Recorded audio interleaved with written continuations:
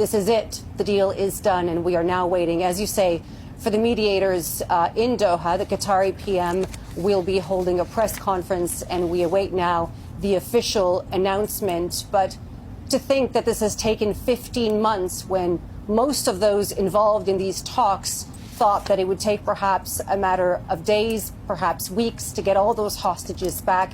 It's taken 15 agonizing months, agony for the civilians in Gaza who have endured relentless airstrikes, agony for the hostages who, for the most part, and presumably have been held in tunnels, and agony for the family members of those hostages who, in some cases live just a few miles away from Gaza. They go to bed at night, wake up in the morning, not knowing if their loved ones are dead or alive.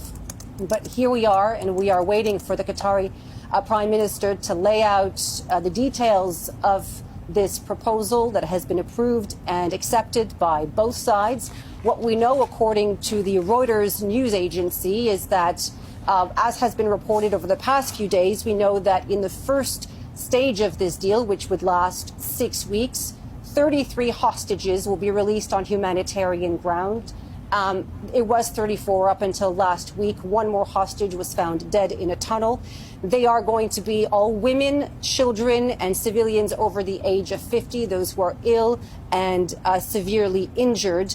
What we now know is that in return, in exchange for the release of those hostages, hundreds and hundreds of Palestinian detainees will be released. Now, it's worth pointing out here that since October 7th, 2023, Israel has arrested thousands of people in the West Bank, many of them held in what's called administrative detention. They have not been charged, they've not been tried, and Israel stands accused of amassing all these Palestinians just for this moment to be able to release them in this deal. So what we understand, according to various reports in Israeli media as well as the Reuters news agency, is that for every civilian civilian hostage who will be released, 30 Palestinians will be released in exchange. For every female soldier, 50 Palestinian prisoners will be released. Now, according to a senior Israeli official, they said to me that they know that there was a price to pay for the hostages, and they know that there was a, quote, special price to pay